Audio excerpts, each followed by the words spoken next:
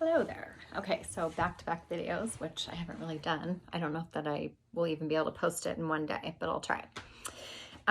This is January 8th, 2024, the year of mastery, the year of integrity, the year of knowing how the universe is, a mirrored reflection of your interior landscape. As within, so without, as above, so below. We call it mastery because one must learn, and one learns via experience. Your internal landscape is the single most important aspect that humanity has largely ignored, denied, neglected. Call it unconscious living, call it whatever you will. It is the same regardless of the label you assign. What is it then to become conscious, she asks. There are steps. There is the realization and the acknowledgement of how you feel, emotionally and physically, though the two are one and the same. The body speaks to you all the time, and are you listening? Are you present? Meditation is of service, and yet it can certainly be an unconscious practice. What is its purpose? To tune within, to realize, to become aware of the internal landscape, because it is the internal landscape, your internal landscape, that creates the external. Dear ones, the days of blaming must be released, for blame only keeps you stuck. As within, so without. You must realize your internal landscape, for it is the radio station to which your physical vessel, the proverbial radio, is tuned. Just as one tunes a radio, you can tune your body. The vibration is the station.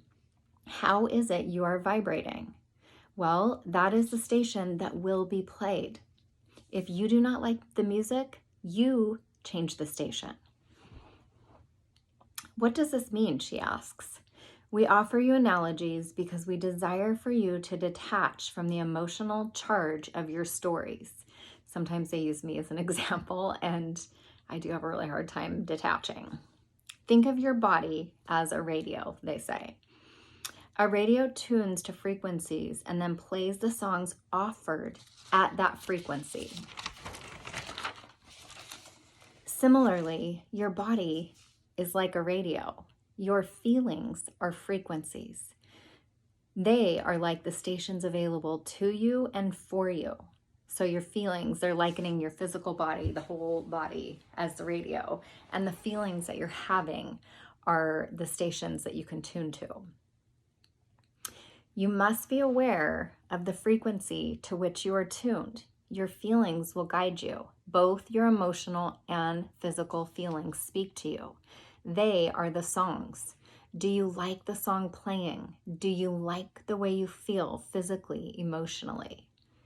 Do you like the feeling you're broadcasting? You must be listening, tuned in to your radio, your body, so you hear the music and thus have the awareness to keep broadcasting that signal or to change to a new station, a new frequency. This is why one meditates. It is a listening, a paying attention to the songs you're playing. The songs are your frequency. They are your creation, every single one. If you do not like it, do something differently, and that's in all caps. Tune to a new station. Waiting for someone to change the station for you is your choice, but it is disempowering. It is your responsibility and your all caps gift to know how creation truly works. It isn't enough to pretend anymore, to convince yourself a song is not that bad. You must shift your tuning, your frequency, should you observe lasting shifts in the manifested reality you and I create. Yes, you create individually, and then of course, I'm always arguing with them. I think it's like just my nature. I don't know. So yes, you create individually as me, and whoever's watching this, you create part of my reality and I create part of your reality. And so anyway, you create, individually and collectively, and all of it absolutely impacts the collective reality experience. But again, we tell you, be the change you want to see. And I don't remember who said that, but that's so true.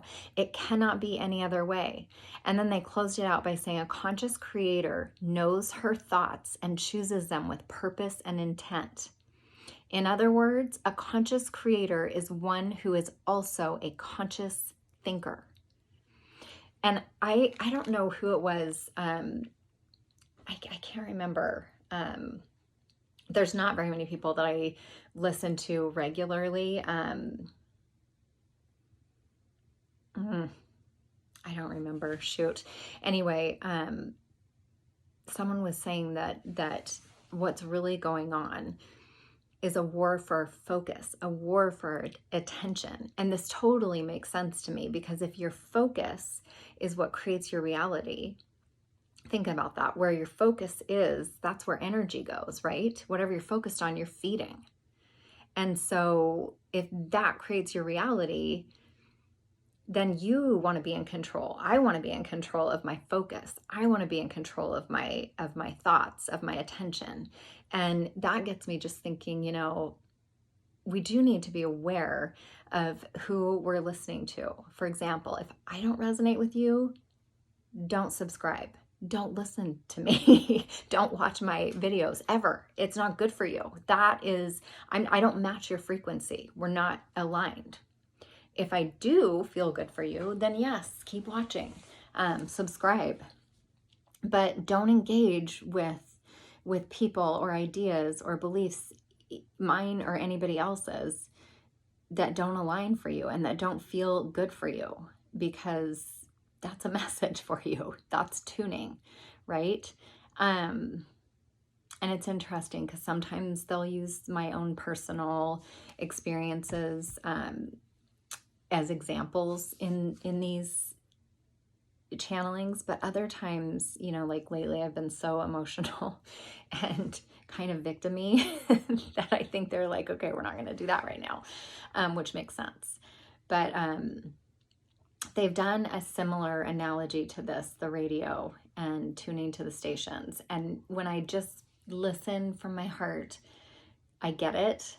And when I try to think about it, I'm, try to dissect it. Well, if you're tuned to that, anyway, I talk too much.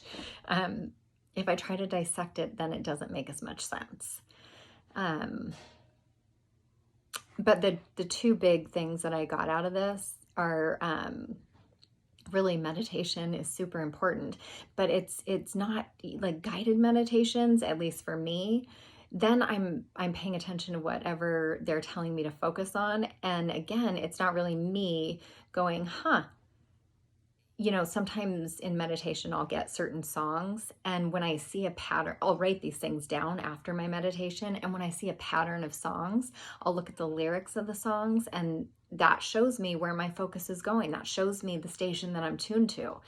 It's kind of actually funny that they even use the radio as an example, because I have been getting a lot of songs in meditation. So I'm going to revisit that. Anyway, hope this was helpful, and I hope you're doing well. Thanks.